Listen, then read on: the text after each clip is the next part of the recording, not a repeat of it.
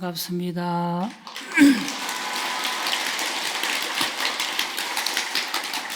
요 며칠 동안 이 목이 잠겨서 제가 원래 목소리가 참 좋은데 목소리를 좀 크게 해야 소리가 들릴 것 같아서 좀 목소리 톤을 높이겠습니다. 오늘은 하음살림 6일째로 제가 맡은 품은 제6 비로자나 품입니다. 하음경은 부처님께서 깨달음을 이루신 뒤 3, 7일 동안 해인산매에 딱 들어가셔서 중생의 경기를 고려하지 않고 깨달음의 경지를 그대로 드러내고 있습니다. 이를 보현보살, 문수보살, 법회보살, 공덕림보살 등 많은 보살들이 부처님을 대신해서 법을 설하십니다. 그러므로 하음경은 설주, 법을 설하는 분과 설처, 법을 설하는 장소가 다양할 뿐만 아니라 그 내용 또한 아주 방대합니다. 우리가 80권본 하음경으로 공부를 하는데요.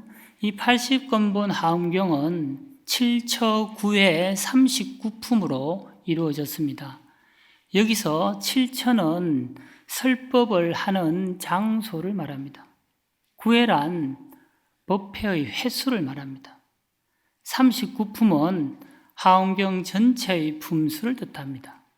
다시 말해서 하음경은 7곳에서 9차례의 법회를 열어 모두 39품을 걸친 가르침을 설한 경이 바로 하음경입니다. 오늘 제가 맡은 비로자나 품은 그 7처 가운데 첫 번째 장소인 아란야 법보리장, 보통 보리도량이라고 하는데 첫 번째 열린 장소에 사는 첫 번째 법회에 해당하겠습니다.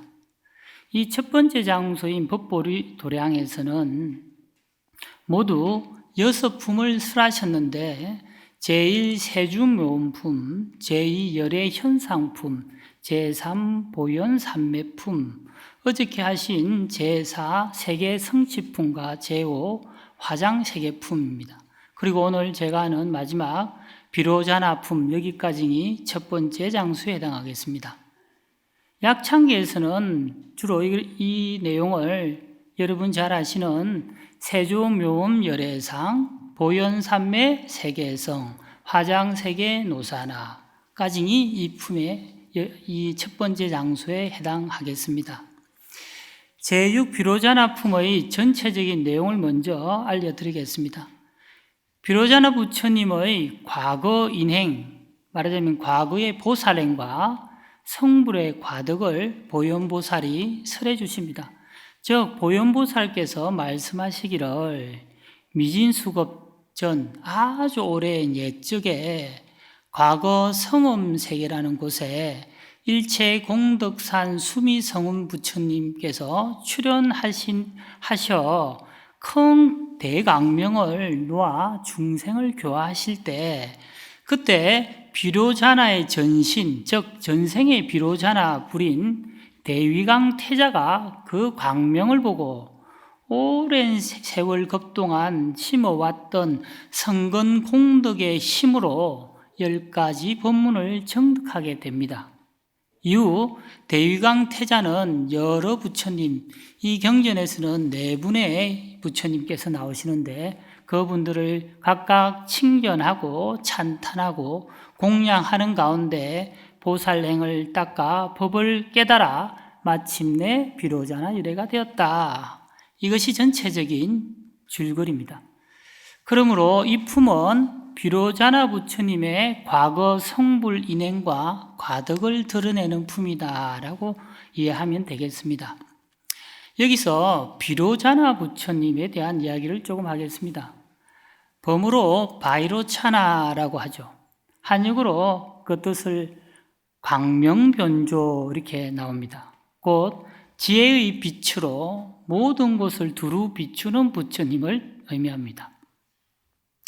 여기서 말하는 광명이란 차별 없이 일체 존재를 비추어 우리 각자가 지닌 본래의 모습을 그대로 드러내게 하는 부처님의 지혜 작용을 가리킵니다.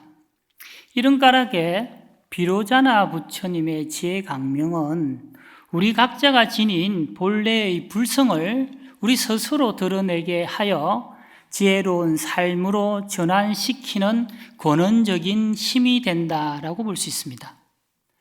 화엄경에서는 비로자나불을 법신불이라고 표현하는데 곧 모든 부처님의 본체이자 진리의 근원을 드러내는 존재로 설명합니다. 화엄경 약창기에서는 이를 나무화장 세계의 비로자나 진법신이라 하여 비로자나 부처님을 화장장음세계, 화장세계해의 진법신, 진짜 법신, 진실한 법신으로 찬탄하고 있습니다. 참고로 이 약창계는 80근본 대방강불 화엄경의 조직과 구성, 품차례 그리고 주요 인물들을 770자 119로의 개송으로 간략히 엮은 걸로 전통적으로 우리들이 말할 때 용수보살의 대방강불 화엄경 약창계로 불립니다. 이에 비해서 법성계는 80근본이 아니라 60근본 화엄경의 핵심 사상을 신라시대 의상조사께서 210자 39의 개송으로 압축하여 읊은 것입니다.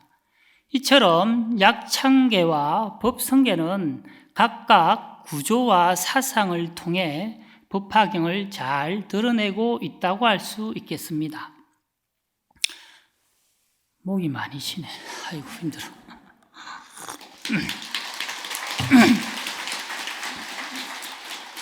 이 비로자나 법신불은 어느 한 곳에 국한되어 머무는 부처님이 아니라 시간과 공간을 초월한 언제나 우리와 함께하는 부처님입니다.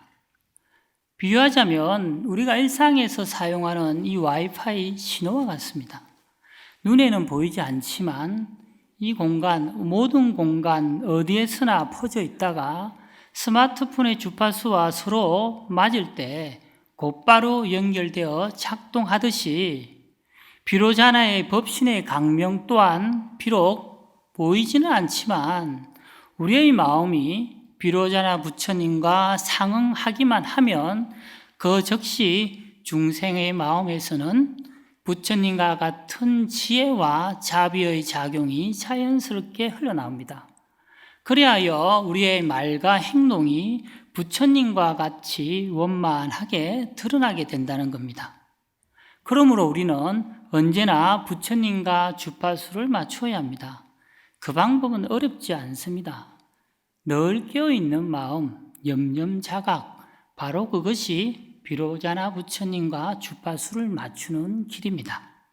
비로자나 품의 서두는 보현보살이 대중들에게 아주 먼 과거 보문정 광명세계 가운데 성엄세계 기억하세요. 성엄세계가 있었음을 설하는 데서 시작합니다. 이 성엄세계는 밝은 강명과 장엄으로 가득하였고 그 안에는 향수해, 향수바다와 영꽃과 수미산이 자리하고 있었습니다. 그곳에 그 성음세계에 영광명이라는 큰 도성, 말하자면 도시가 있었는데 그곳에 사는 중생들은 선업을 잘 닦아서 신족통을 얻어 허공을 자유롭게 왕래하였습니다. 나아가 그곳에 사는 천룡, 야차 등 범천에 이르기까지 여러 존재들과 함께 머물며 장엄한 세계를 이루고 있었다라는 내용입니다. 다시 말해서 제가 금방 말씀드린 이 대목은 비로자나 부처님 출현 이전의 성엄세계에 대한 설명으로 그곳의 중생들은 선업을 닦아서 천룡, 야차 등 많은 중생들과 함께 조화를 이루며 살아가고 있음을 보여줍니다. 이는 곧 비로자나 부처님의 최초의 서성이신 일체 공덕산 수미성운 부처님께서 이 세상에 출현하실 그 당시에 장엄스러운 세계를 설명하고 있는 부분입니다. 여기에서 성엄이라는 것은 청량소에 보면 답을 출세하여 설 법원고라. 수많은 부처님이 세상에 출현하여 법엄을 설하기 때문이다 라고 되어 있습니다. 즉 성엄이란 수많은 부처님께서 세상에 출현하시어 설하시는 수성한 진리의 법엄을 뜻합니다. 이는 단순한 우리가 하는 이런 소리가 아니라 법계에 들어올려 퍼지는 깨달음의 가르침입니다. 유마경 불국품에 보면 부처님께서 한 가지 음성으로 설법하시지만 중생들은 각자의 근기와 분류에 따라 다 서로 다르게 이해한다라고 되어 있습니다. 또 여러분들이 잘 아시는 법성계에 보면 우보익생 만우공 중생수기덕이라는 말도 상통하죠. 대성기신론의 원효 스님의 소에 보면 이름이 원음이다라는 말이 있습니다. 즉 중생들 우리들은 한 곳에서 동시에 같은 소리를 들어도 제 이야기를 똑같이 들어도 각자의 근성에 따라서 서로 다른 의미로 받아들입니다. 그렇죠? 그러나 부처님께서는 오직 하나의 소리, 일음이라고 되어 있습니다. 일음으로 설법하시면 그 음성이 시방세계에 두루하여 인연이 성숙한 곳이면 어디서든 들리지 않는 곳이 없는 원음이 되어 다 알아들을 수 있다.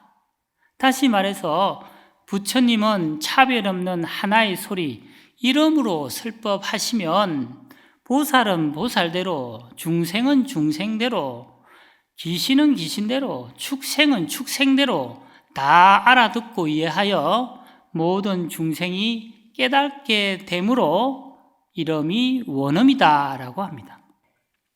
제 목소리가 너무 큰가요? 힘듭니다. 자, 그러면 같이 경문을 함께 독송하겠습니다. 나눠드린 유인물 같이 보면서 하겠습니다. 합장하시고 모든 불자들이여 서금엄 세계의 최초급 동안에 열수미산 미진수 열애가 세상에 출현하셨는데 그 최초의 부처님은 명호가 일체공덕산 수미성운이시니라. 모든 불자들이여 마땅히 알지니라. 저 부처님 장차 출현하려 하셨을 때 100년 전에 이미 많이 화질 건숲에 일체장음이 두루 청정하였느니라.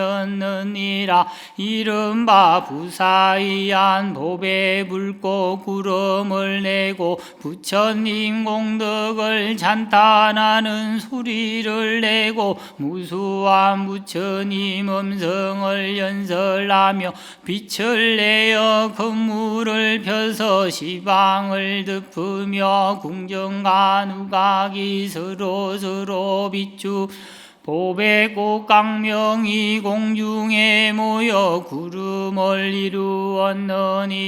일대일체 공덕산 수미성운 부처님 그 도량의 큰 연못 가운데서 호련히 출현하시었느니라. 경문을 간추려 살펴보겠습니다.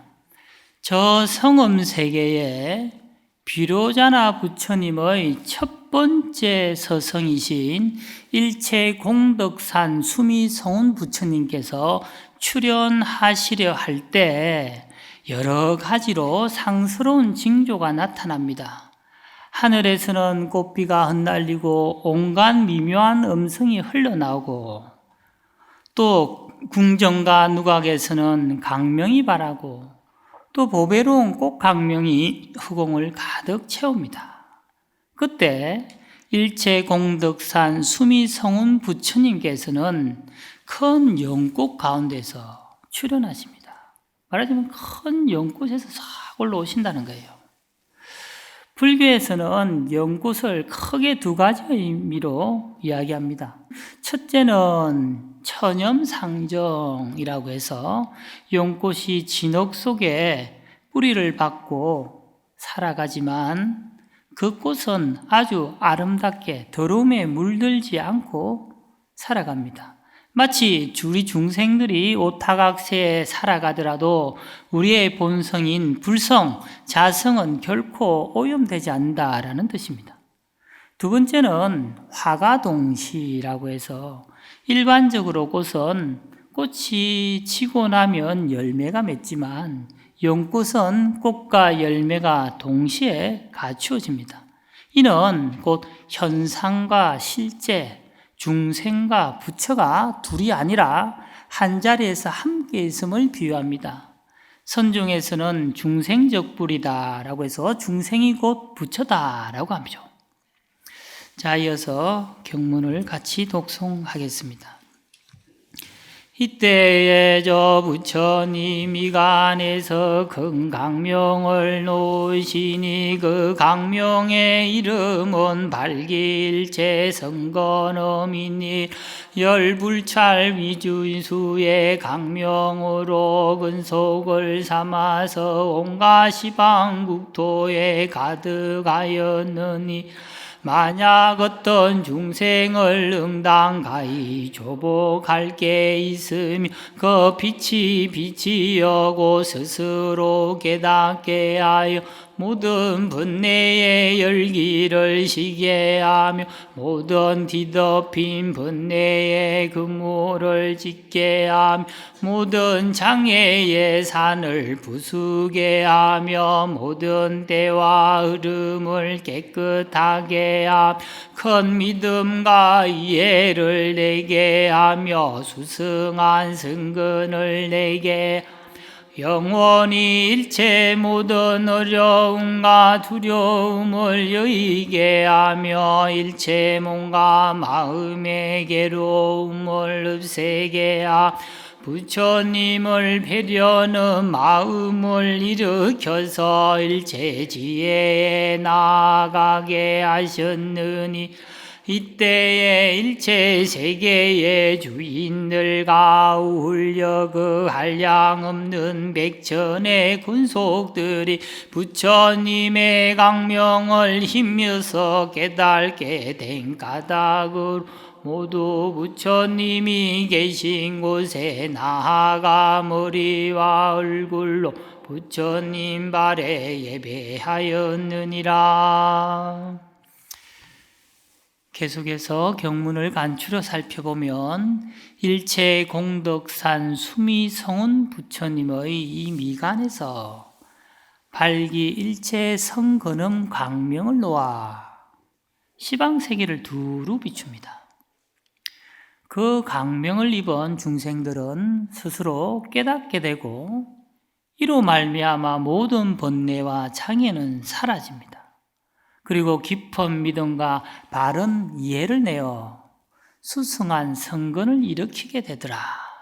나아가 온갖 어려움, 두려움, 괴로움이 사라져 부처님을 친견하고자 하는 마음이 자연스럽게 생겨나게 되며 마침내 일체 지혜에 나가게 된다, 깨닫게 된다 이 말이죠. 아울러 세간의 주인들과 근속들 역시 그 강명에 힘입어 깨닫고 부처님이 계신 곳으로 나아가 예배하였다라는 내용입니다. 우리가 경전을 보다 보면 부처님께서 세상에 출현하실 때나 또는 중요한 법을 설하실 때마다 강명 속에서 여러 가지 상서가 나타난다라고 되어 있죠. 특히 법화경 서품에서는 이러한 상서를 차토상서, 피토상서로 나타내고 있습니다. 차토상서란 바로 차토, 이곳, 이 세계, 곧 중생들이 직접 감지할 수 있는 상서를 차토상서입니다. 하늘에서 꽃비가 내리고 땅이 6가지로 진동하고 육종진동, 그리고 부처님의 미간 백호상에서 강명이 발하는 등의 현상을 말합니다. 이런 부처님의 출현과 설법이 이 사바세계에 직접적으로 미치는 감흥을 보여주는 상서입니다. 이에 비해 피토상서는 그 부처님의 미간 백화오상에서 나오는 그 강명 속에서 드러나는 상서입니다. 부처님의 미간 백호상에서 강명을 놓으니 그 빛이 위로는 아가니타천, 저 하늘나라에서부터 아래로는 아비지옥에까지 다 두루 비추더라는 겁니다. 그 강명 속에서 육도의 모든 중생과 시방의 모든 부처님들이 나타나십니다. 또한 부처님들께서 설법하는 모습, 비구, 비구니, 우바세, 우바이가 수행하여 깨달음을 성취하는 모습, 또 부처님께서 열반에 드시는 모습, 나아가 열반에 드신 뒤 사리로 칠보탑을 세우는 것까지도 다 그 강명 속에 나타난다라고 설해져 있습니다. 이러한 상서는 우연히 나타나는 길한 징조가 아니라 바른 법이 드러나고 중생의 마음이 전환될 때 자연히 나타나는 법계의 조화로운 현상입니다. 특히 강명에 의한 상서는 외부에서 내려오는 물리적인 빛이 아니라 법성의 빛, 진리의 빛을 상징하는 겁니다. 그러므로 비로자나불, 바이로차나, 광명변조로서 차별 없이 모든 존재를 두루 비추어 각자의 본래 모습을 드러내게 하는 부처님의 지혜작용을 가리키는 겁니다.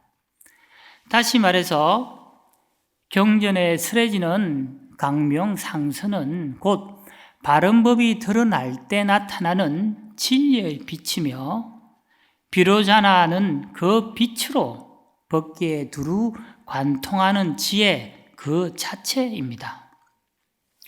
계속해서 경문을 독송하겠습니다. 모든 불자들이 여저 영광명 건성 가운데 왕이 있으니 이름이 견선내니라. 백찬억 나유 타성을 통솔하였으며 부인과 제녀가 37,000명인 복길상이 어떠미 되고 왕자가 500명인데 대위강이 어떠미 되고 대위강 대자에게도 10천 부인이 있는 묘견이 어떠미 되었느니라. 이때에 대위강 대자가 부처님의 강명을 보고 예전에 닦은 성근의 힘으로 적시 10가지 법문을 정득하였으니 무엇이 열이 되는가. 이른바 일체 모든 부처님의 공덕윤 삼매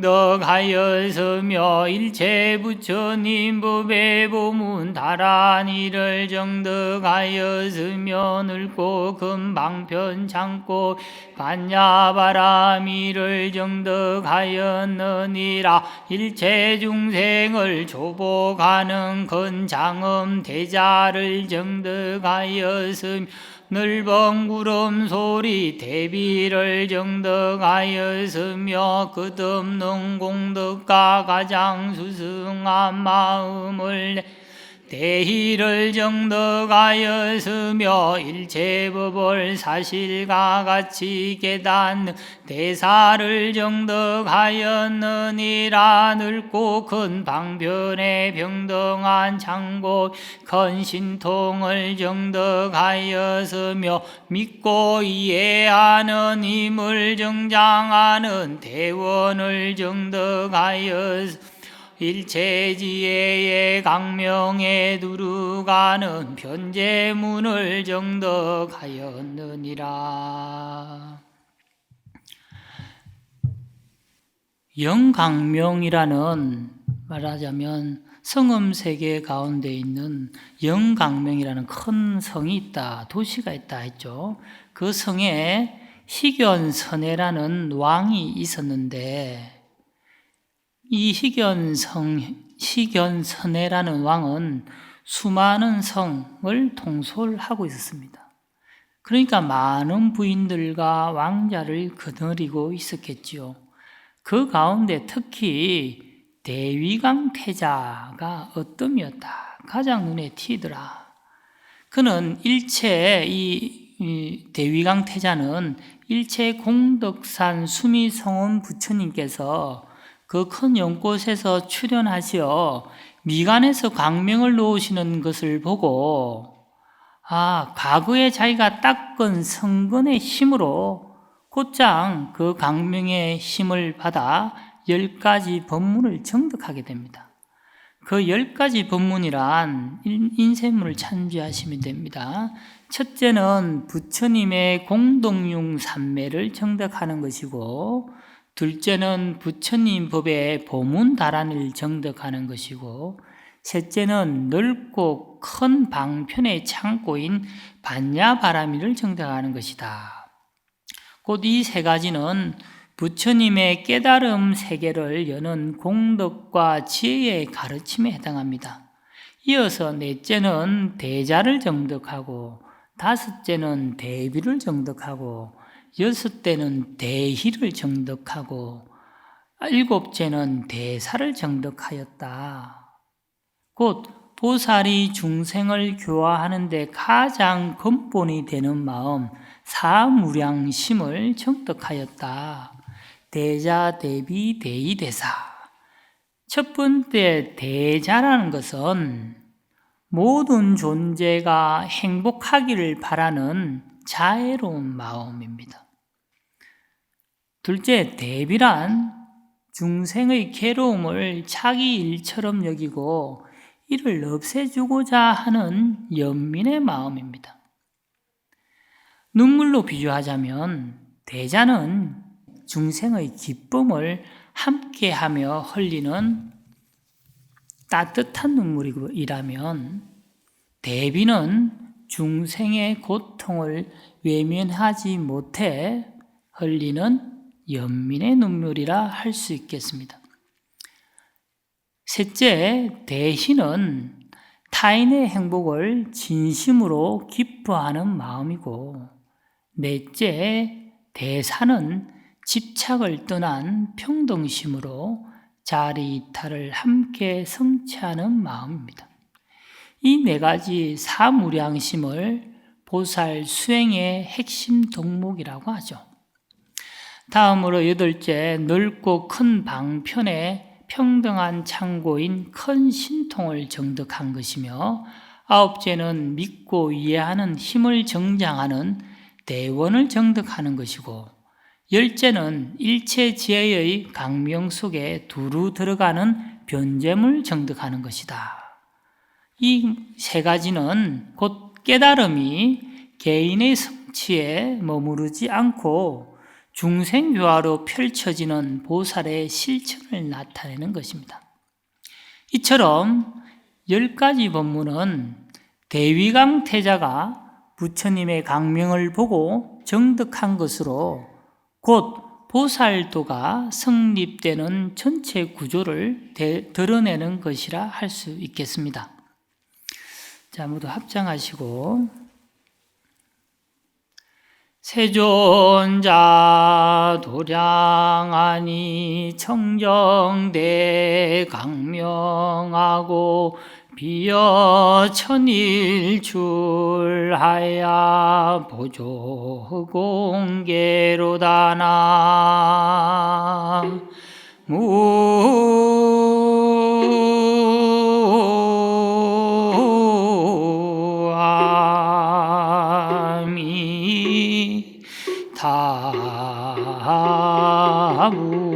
무아미타불.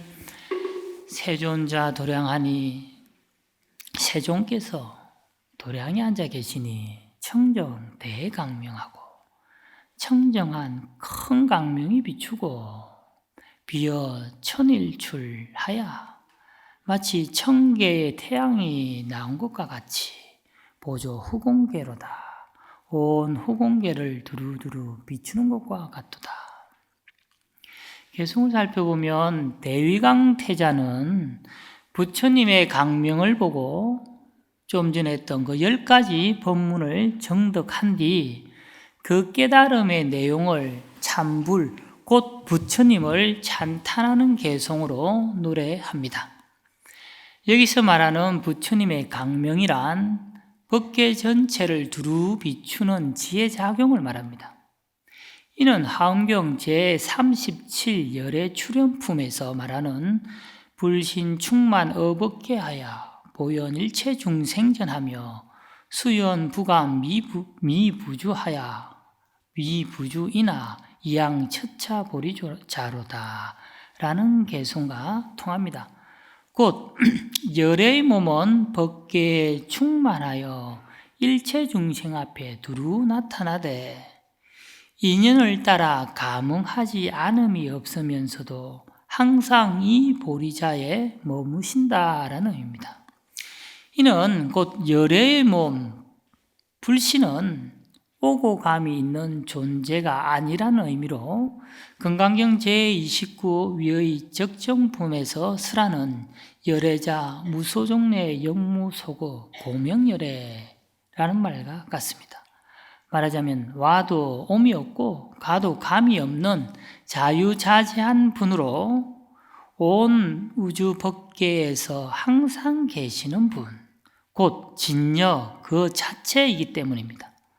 그러므로 대위강 태자가 본 청계의 태양과 같은 강명이란 바로 비로자나 법신불의 현현을 가리키며 언제나 온 우주 법계에 충만한 지혜와 공덕을 상징하는 것입니다. 계속해서 경문을 독송하겠습니다. 그때에 저 열애가 모든 중생들을 조복하기 위한 고로 대중이 모인 도량바다에서 일체 삼매의 부처님이 자제한 법을 모은 수다라를 말씀하시니 세계의 미진수 수다라로 근속을 삼아 중생들의 마음을 따라 모두 이익을 얻게 하였습니다.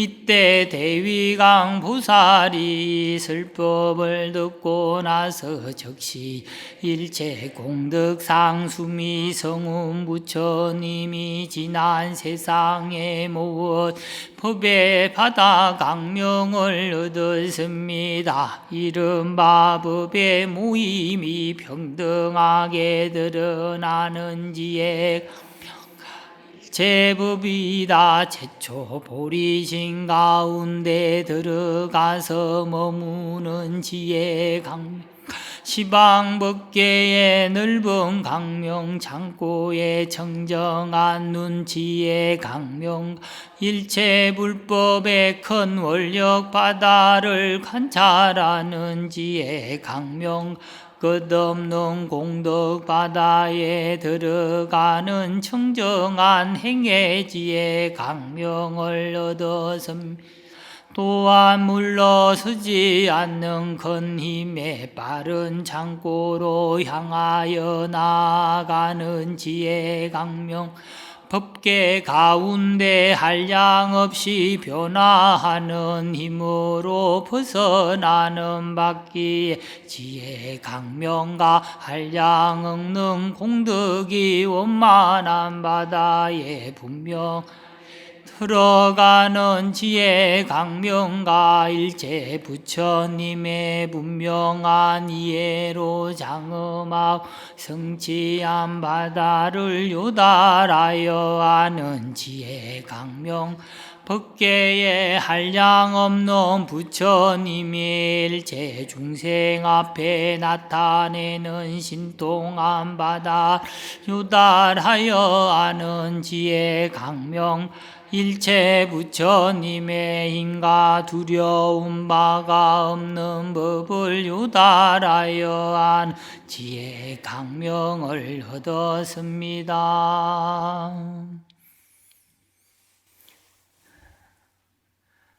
부처님께서는 모든 중생을 초복하기 위해 자제한 법을 설하시는데 이 설법을 들은 대위강태자는 즉시 일체공덕산 수미성운 부처님께서 과거세에 모으신 법의 바다와 같은 강명을 얻게 됩니다.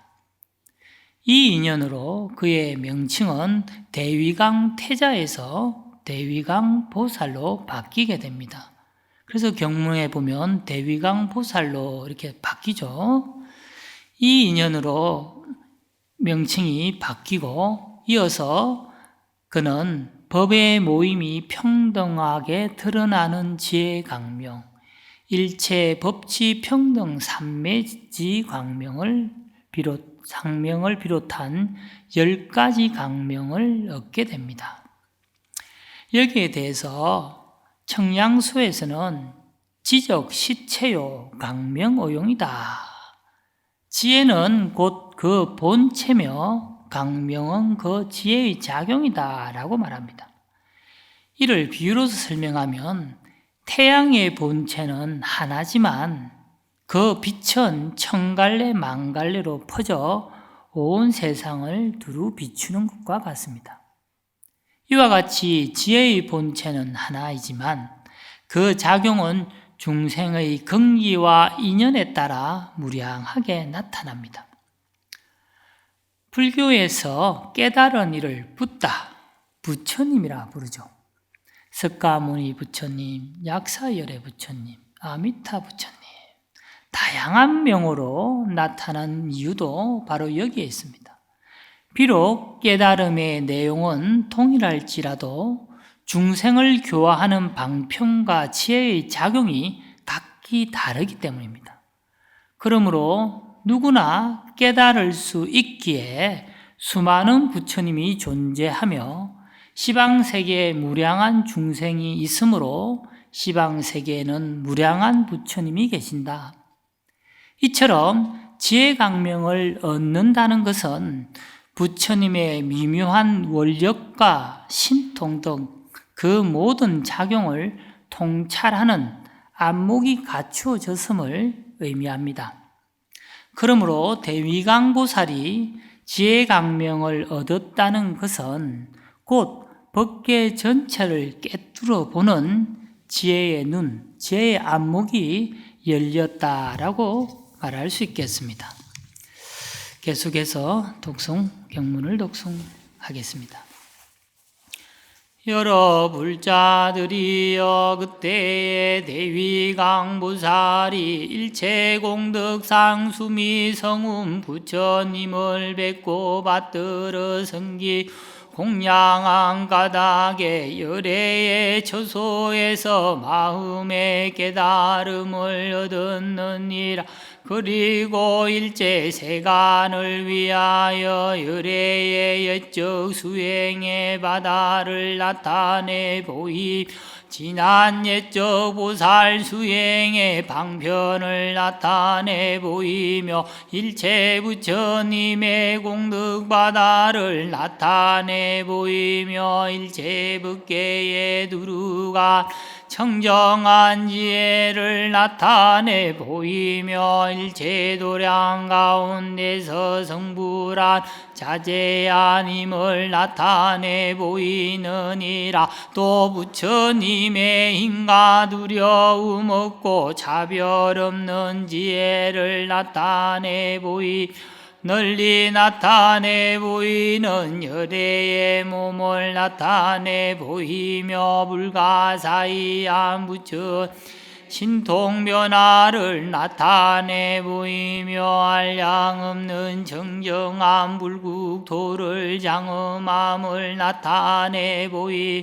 보현보살이 소유한 행가원을 나타내 보이느니라. 그래서 저 수미삼미진 중생으로 하여금 보리심을 바라게 하며 불찰미진수의 중생으로 하여 열애의 청정한 국토를 성취하게 하느니라.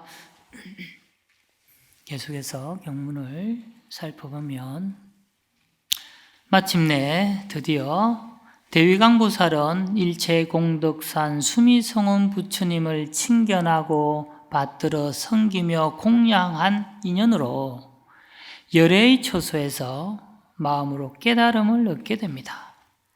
그러나 그는 그 깨달음에 머물러 스스로 만족하거나 안주하지 않습니다.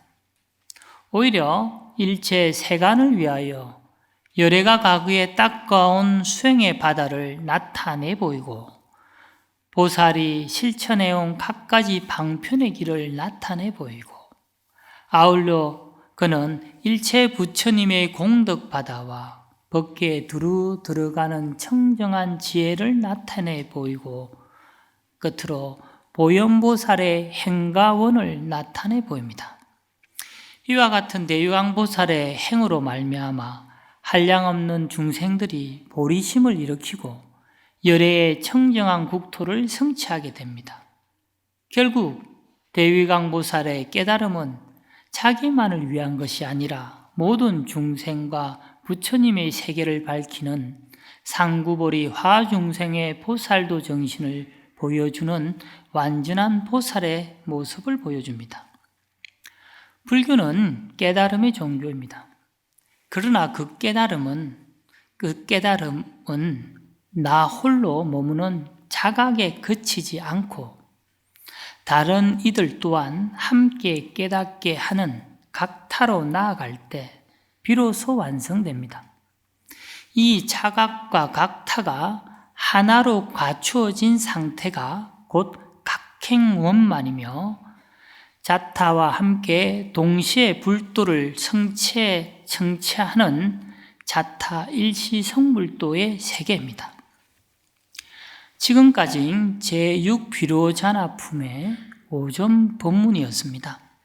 5점 법문에서는 비로자나 부처님의 강명이 온 법계를 두루 비추어 대위강보살이 깨달음을 얻고 일체 중생을 교화하는 과정을 살펴보았습니다.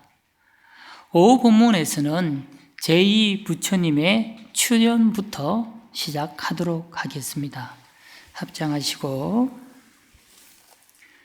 간절히 기도합시다. 간절하면 통합니다. 간절하면 이루어집니다. 나무 관세음보살